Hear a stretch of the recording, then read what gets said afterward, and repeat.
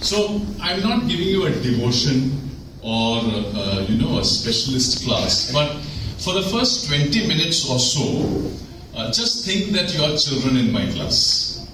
Okay? So I'm going to give you an overview of what the topic is about, because when Joey called me last week and told me the topic, there were many questions that went through my mind. And till yesterday I was trying to grapple with some of these questions. And I'll post those questions to you too, because you are my students today, for the first 20 minutes. And after that you become teachers, because what I'm going to do is challenge you with some of the things that I have been grappling with over many years. I too have been a Sunday school teacher. I still am a Sunday school teacher. I've been a VBS teacher also. But there are so many questions that stay in my mind. And that is, I've had students in Sunday school and VBS all these years. Have I been able to follow up on what they are doing? Yes, of course. There's the odd teacher, odd student who comes to Sunday school and says, "Hello uncle, do you remember me?" And then I have many of my Sunday school students who are now teachers, and then there are others who were my students whose children are now in Sunday school. But what about the majority of them? Where have they gone? So I want to challenge you with some of these questions. We'll come up with these questions as we move on. Okay, so first question is for you. Do you like gems? Now your theme is gems of God. Okay? Do you like gems? Your children, you have to answer. You like gems. Very good. How do you like them? Large and uncut? Or polished? Cut? Small? On your finger? How do you like it? Polished. You like it cut and polished. Do you have gems? If you had the money, how much money would you be willing to spend to buy gems? You don't have to tell me. That's just for you. I asked this question to a few people. I asked my wife, I asked my son. So today before coming here, I asked my son, what would you do if you had the money and if you wanted to buy some gems, would you buy? He said, I won't buy gems. I said, why? Because I know of in his age bracket, nearly all the kids in Sunday school, and it's a tough generation that we are teaching, remember that. Of all the years that I have taught in Sunday school, I feel these generations are the toughest. They're toughest because when they look at you, they have so much respect, they'll say hello uncle, and then behind your back they'll be doing something else. I know that. Right? And all of them, or at least 99% of them, have one goal in mind. You know what that is? One goal. Sorry? Finish the? Okay. And then later on in life? To make money. And it's not small money. Okay? It's not small money. So in my time, maybe 1 lakh or 10 lakh, something was a big amount. Now they don't even want to be millionaires, they want to be billionaires. Okay? So it is to this generation that we are going to preach about or speak about gems of God. So the first thing we are going to ask them is, do you want to have gems? So my son's answer was, no, I don't want these gems which I'll keep in my pocket, but I'd like to have a watch which is encrusted with diamonds and which will have many gems inside. And then he even knows the brand. So he said, just Google, this is the brand AP, just get. And I looked at it. To me, it is garish. Okay, it looks terrible. But to another generation, it's a status symbol. So it is to this generation that we are going to take this message about gems of God. So it's not going to be easy. It's not going to be easy, but we will have to tackle it well. Okay, so this is the only gems that I knew when I was growing up. Okay, so my father used to I used to go with my dad to the grocery store, and at the end of the day, after buying all the grocery, he would buy me a packet of gems. Now the difference between then and now is, my parents were at home and my sister. So there's 4 of us. So my job was to open this packet and count the number of gems, divided by 4, so that all of us would have a share. Okay? So that was what it was like.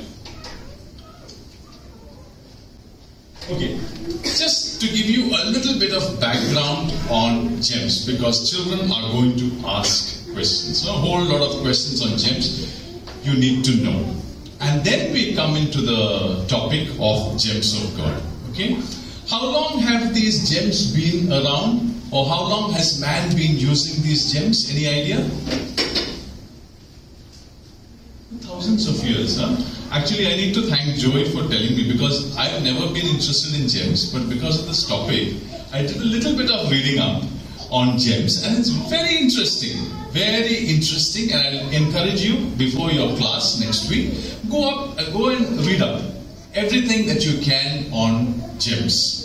For these questions: how long has man been using it?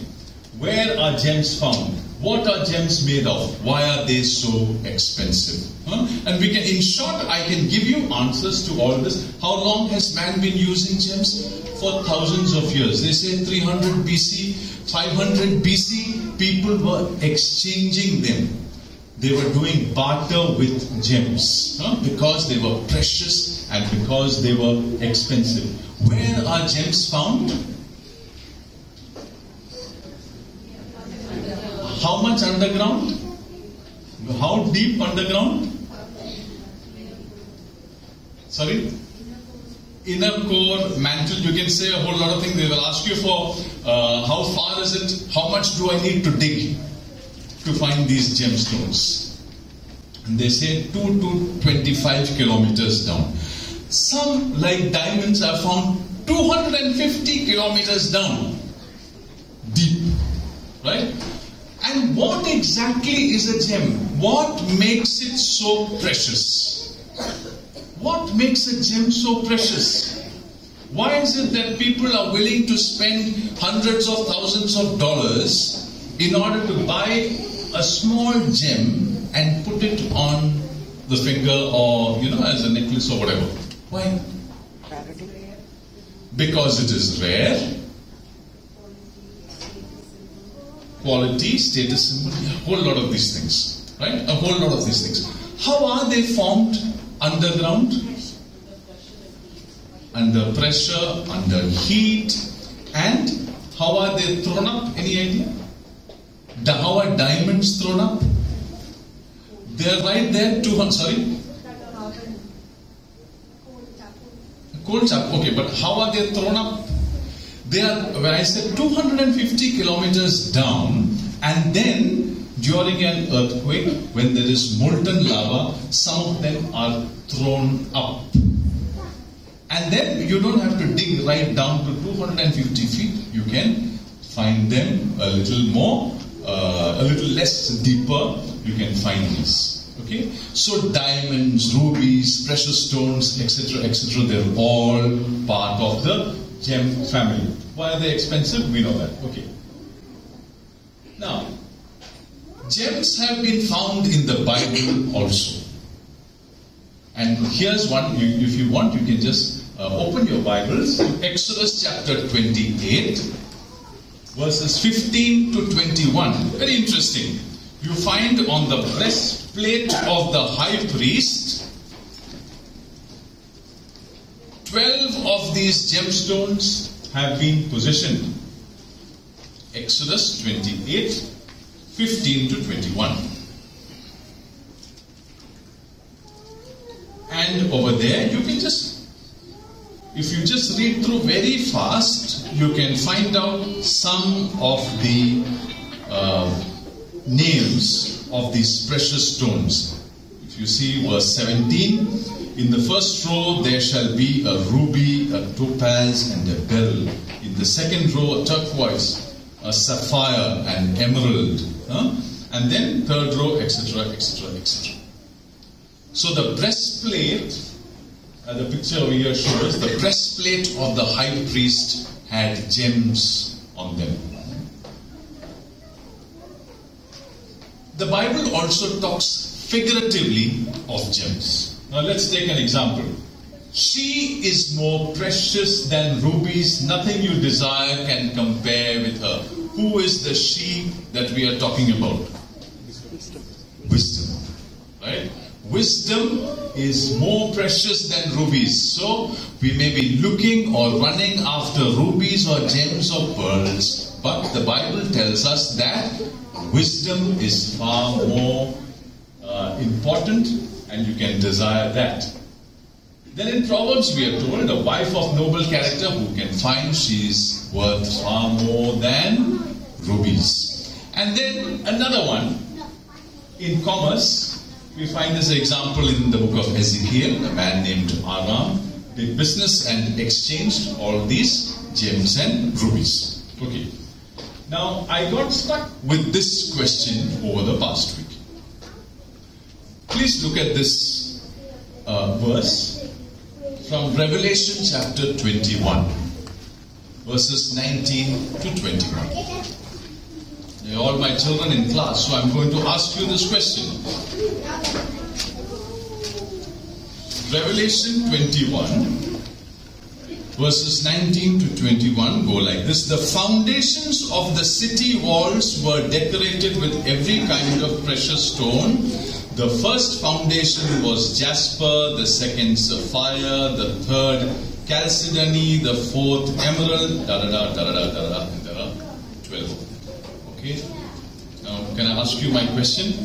My question is, Jesus said, do not store up for yourselves treasures on this earth, but store up for yourself treasures in heaven, where moth and rust cannot destroy. Correct? Sermon on the Mount, Jesus said this. So I feel, I shouldn't be running after these things like many people do. Right? There is, for me, my desire should not be towards these things, because Jesus also says, where your treasure is, there your heart will be also. Okay. Now, if that is the case, when I see the foundation of this New Jerusalem, of this world, made up of jasper and emerald, etc., etc., what should my reaction be?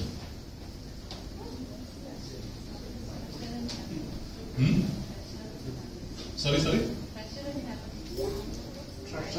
Treasure in heaven. So I should be happy that I have found all these things there. So here on earth, I'm just debating with you. Here on earth, it doesn't have any value for me. Right? I don't want to buy any jewels or whatever. It doesn't have any value for me. Because that's what Jesus said. But when I go to heaven and I see all these things, how should I react? Should I say, wow? Because for me it's not wow here. Okay? So when I go there, should I say that or should I react differently?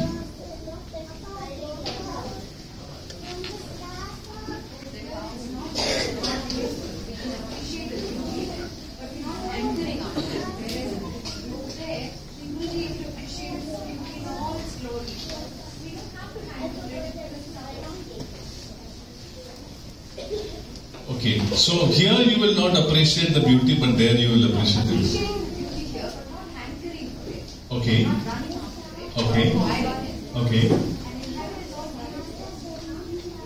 So you will be happy. So you will be happy when you are given there.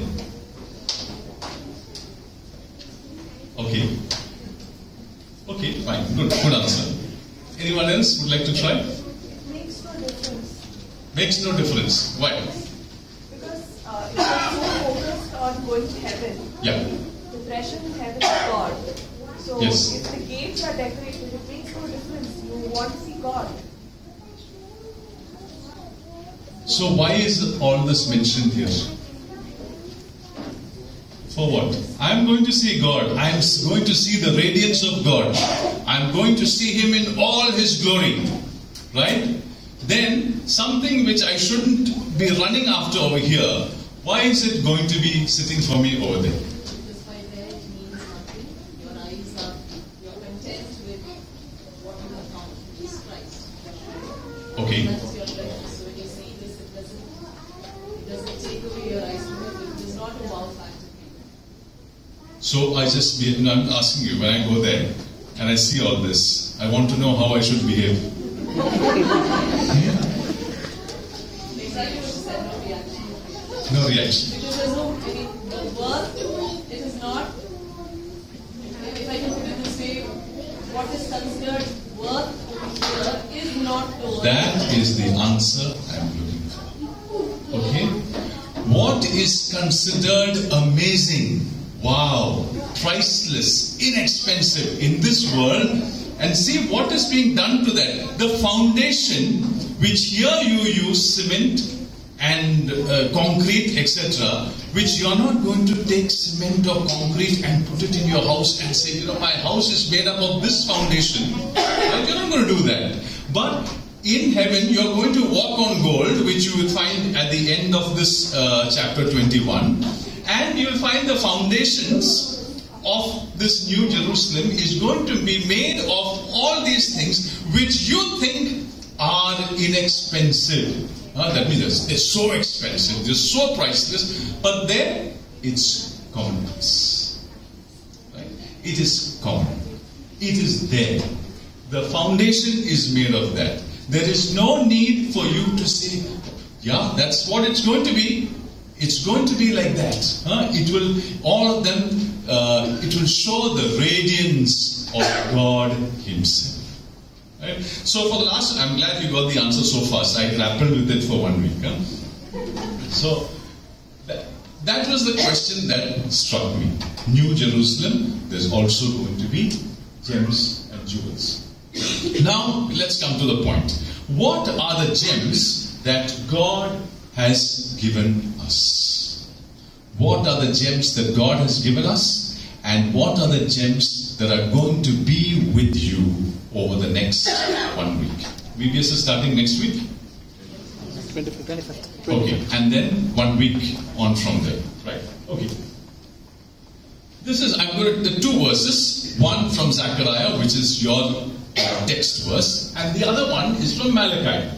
And here the Lord Almighty says, they will be mine, says the Lord Almighty, in the day when I make up my treasured possession.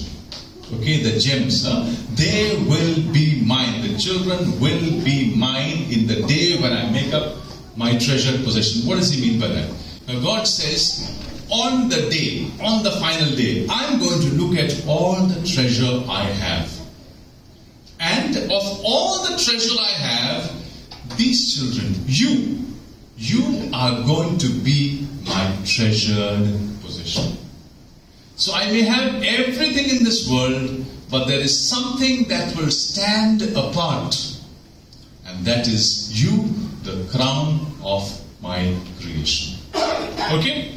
Now when you're going to have children, how many children will you have in class on an average? 10? 12? 10, yeah. 8 to 12. Okay. You're going to have these precious jewels with you. Gems with you. What are you going to do with them? What did you do with your children last year? Or the year before that? Or the year before that? And when you just look back, how many names would you be able to remember?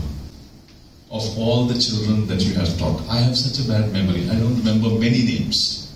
Many names I don't remember. But if I just think for some time, yes I do. But I may not remember the name, but I remember the face. And I can even tell you the conversations that I've had with some of my children in class. I remember that, but I may not remember the name. And then one of the fantastic conversations that I've had with one of my children, the group of children, and we were and talking about why should a person work? Or why should a person study? This is the question. Why should I study? And everybody gave different answers to become this one.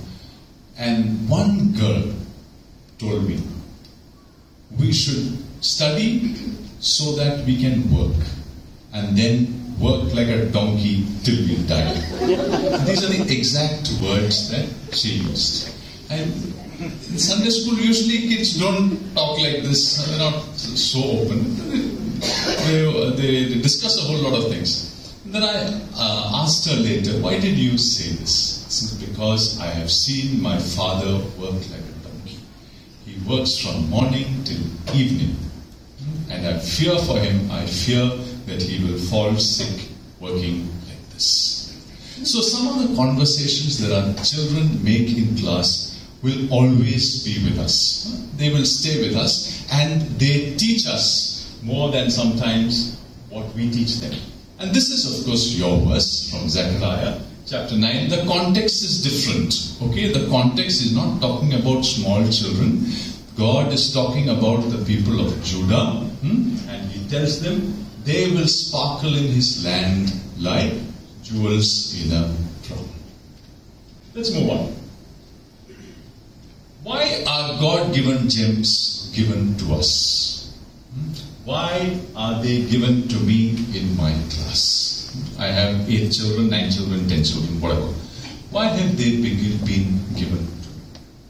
Number one, they shine with brilliance, just like gems. That's why we call them gems of God. Just like real gems, they shine with brilliance. Some of them may not speak all the time, they may keep quiet, but don't be fooled by that. They are thinking. They are thinking. A school principal told me this story recently about her experience in one class where she went as an examiner, and this class was 1D. So when she got into the class, the teacher told her, listen, I'll take the class, but there is one boy who is very naughty and I can't handle him. So can you allow him to sit next to you during the class, and then I'll take my class and then you can assess me. So she said, okay. This boy sat next to this teacher, and for a long time he was quiet. And this teacher, while in front, when she was taking the class, she kept telling the children, 1D, I have something important to tell you. 1D, did you understand this? Now, after some time, this little boy was keeping quiet for a long time. She patted this teacher sitting next to him and said, do you know Malayalam? And she said, yes, I know, but this is an English medium school and you can speak in Malayalam. So he kept quiet. After some time, he tapped, ma'am, only once can I speak in Malayalam? So she said, okay, what is it? This man is saying 1D, but there is no 1D here. And this principal says, I will never ever forget this story. That boy must be in grade 12. Right? But there is no child in my class, whom I can leave out. He may be naughty, he may be mischievous, I may think that he's not listening to me, but they are all gems. They are amazing gems. So they shine with brilliance. And we said earlier that gems are expensive because they are rare to find, and because of their cut and clarity, etc., they shine with brilliance.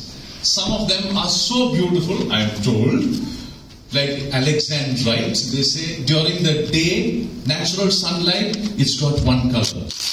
In the evening, it's got another color. If you use artificial light, it gives out another color. Right? So they're all brilliant. And just like that, our children too have that luster, have that brilliance, if only we use them well. Secondly, they are the choicest of created things. They are rare. You don't find them, you don't find children the same everywhere. They are different.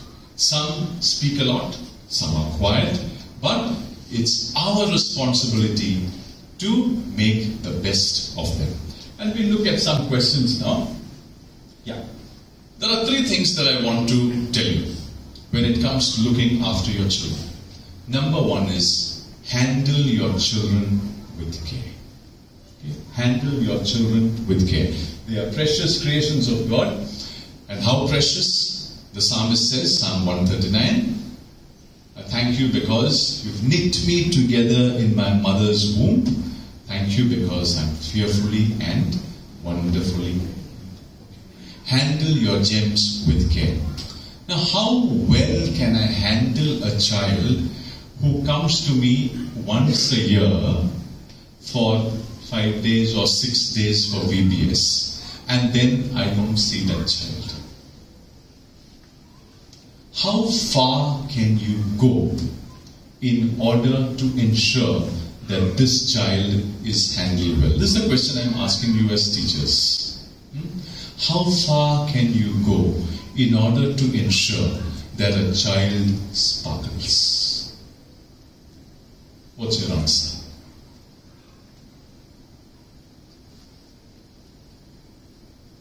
You get the point I'm trying to make. In Sunday school, we have at least a little more time. A little more time every week we are seeing the children, etc., etc. But here, we find 5 days, 6 days, 7 days. What happens to these children after that? Let's look at the next 2 questions and then we can spend 5 minutes just discussing this. Handle your gems with diligence and consistency. So first I said, handle them with care. If you have a real gem with you, how will you handle the gem? You clean it, you keep it somewhere. You're not going to just toss it. You're not going to use the gem for 5 days and then say, I don't know where that gem is. No. You're going to make sure it's kept in a secure place in your home. You look at it once in a while. You'll take it out at the right time, maybe for a wedding or whatever, and you'll use it and then keep it back. What about the children who are gems? We are calling them gems. That's our theme this year. Gems of God. How are you going to do? Handle them with diligence and consistency. And for this, if you want to be diligent and if you want to be consistent, consistent goes like this. Diligent is depth. Then you have to be prepared to invest more time, more effort in developing this child. Are you willing to do it? And when I ask you these questions, I'm asking myself also these questions. Okay? Of all the children that we have taught, how many have we been able to teach consistently and diligently over a period of time? Children listen to teachers. They don't necessarily listen to their parents, but they listen to teachers.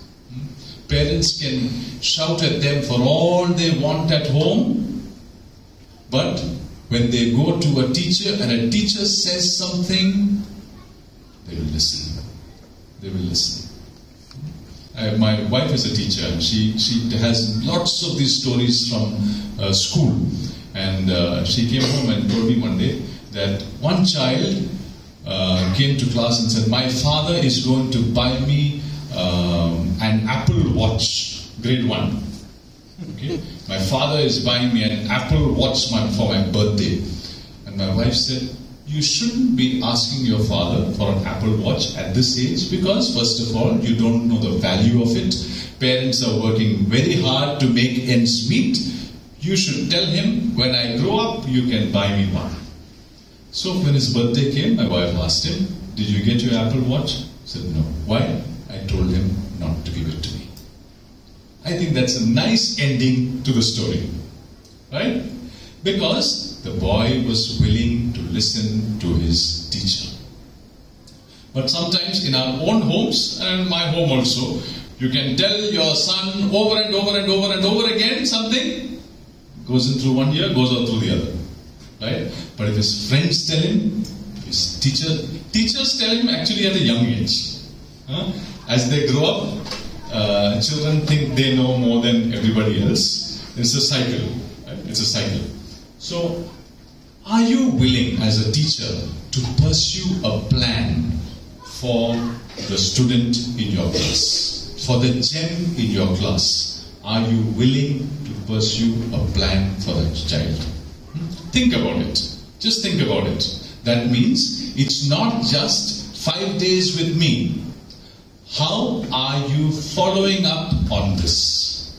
Are you reading your Bible and studying every day? Are you praying every day? How are you dealing with others? With your friends, with your parents, with your teachers? Are you willing to go the extra mile and pay him a visit at home? You know, children are so happy when they see a teacher come to their home. They're so happy. Have you all done it? As Sunday school teachers, I tell myself every year I should do it. I do it with a few students, and then somehow at the end of the year I'm not able to complete. So every year in summer I say, okay, summer holidays I'm going to do it. And I know it because some of my Sunday school teachers have come to my home. And we were so happy. And when I go to their homes, they are so happy. So that's a challenge for you. You have 8 children, 10 children, not difficult. You can go to their house. Go to their house and they'll say, this is the first time a Sunday school teacher or a VBS teacher has come to my home. He or she will never forget it. Right? Pursue a plan for their life. Okay. And teach them that a good name is more desirable than great riches. To be esteemed is better than silver or gold. Important to tell them this because you know their focus is all on silver and gold. Okay, how much time do we have? 10 minutes. Okay. And the third one is handle your gems with patience. You can't get results right away. If you think at the end of the VBS, I know you have an altar call. This time I know it, yeah. We also have altar call. But you have to be patient with them. Make a list of all the children who are coming up for the altar call. Right? It's not in the numbers, but it's in their sincerity. Be patient with them. There may be times when they fall. There may be times when they may not be interested in anything. Stick with them, because you are all they have. Outside of their parents, their teachers are all they have. Prepare them with the mission in mind. Tell them that, you know what, it's not just these few days that are important, but there's a long way for you to go. And tell them, when you commit yourself to the Lord, there are so many things that you can do. You don't have to become an archon, you don't have to become an evangelist. But in the place that God places you in, you can be a testimony. You can be a witness. Here's the question that I want to put for you in the end. Are you willing to stay the course? Are you willing to stay the course? It's a long journey. If you want to travel with your children, it's a long journey. Are you willing to do it? You have to be sincere when you take up this ministry. And when you take it up, you have to tell yourself, I am not in this for a few days' time. I am in this for the long run. I want to polish this raw gem that has been given to me, and I want to see this gem sparkle. It's going to take a long time. You know how long diamonds workers take? Just for a 1 carat diamond, I read, it takes sometimes days. So a 1 carat diamond, small one, they take to polish it. For children, for gems of God, it will take a lifetime sometimes. We have to be patient to see the results. What are you planning to do with the raw ones? How can we mold the rare gems that God has given us? These are just questions for you to think, questions for you to understand. You have 2 weeks to think about it. Think about it and then let God help you take a right decision. I'm showing you this because I just felt I should show you. This was done in our Sunday school for VBS by A.G.'s brother-in-law when he was the VBS director. And I thought it's good to just share it with you. In your class, what are the things, how do you construct your class, the subject matter, etc. in your class? How do you do it? And if you have this in mind, then all of you can do the same thing, right? One theme, one memorable Bible point, and you have your themes. You have your themes. It's based on, pearl, precious creation. Did you see it? Or you'll get it today, okay? Pearl, precious creation, diamond, life in Christ, emerald, God's elegant creation. You have 5 themes. So every day, everybody in Sunday school is going to teach on the same theme. So don't do too many things at the same time. One day, one theme, right? Then a Bible story or an animation, and take the children on the journey. That should take the maximum time. Okay? If you have, you have 45 minutes, 1 hour of class. How much time do you have in class?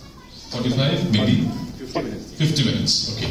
So of the 50 minutes, you can take half an hour for Bible exploration, go through the passage, tell them about what it means, etc. And then move to an activity for 10 minutes. Children may forget everything or some of the things that they listen to, but when they do an activity, they will remember it. Okay? After that, an application. What does this mean? And finally, give your children time to reflect and allow them to come back. Allow them to come back and say, what did I learn from this class? Okay? So if everybody can follow these 5 things, everyone will be on the same page for this VBS. Right? Day theme, Bible exploration, activity, application, and reflection. You can be on the same theme. You're giving children something to do. You are teaching them. You are asking them to come back and give feedback on what they learned during the day. And you can summarize the whole thing and send them back home. Right? Do you have any questions? I'm done.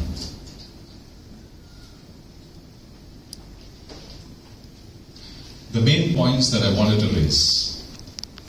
The topic itself, gems of God. But the main thing is, how far are you willing to go to polish a gem? How far are you willing to go to mold a gem and to allow it to sparkle? That's my question. So even if you forget everything else, I want you to keep this in mind and ask yourself this question over the next couple of weeks. How far am I willing to go in order to sparkle this gem that has been given to me by God? And may the Lord help you and enable you to do the best that you can in order to take the children